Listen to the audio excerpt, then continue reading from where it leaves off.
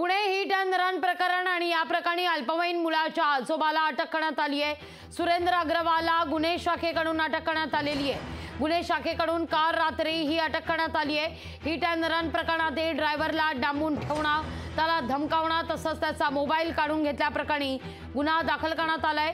सुरेंद्र अग्रवालला थोड्याच वेळात कोर्टात हजर केलं जाणार आहे।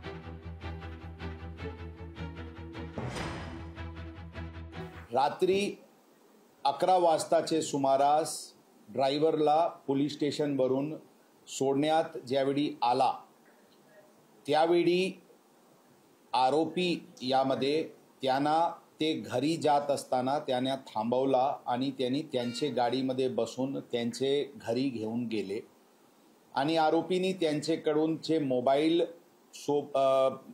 त्यांचे ताब्यात ठेवला आणि यांना त्यांचे घरी डांबून ठेवला। त्यांना कोणाशीही बोलायचे नाही, कुठेही जायचे नाही, आम्ही जसे सांगतो तसेच तुम्हाला बयान द्यायची, अशा प्रकारचे आरोपी त्यांच्यावर दबाव टाकत होता।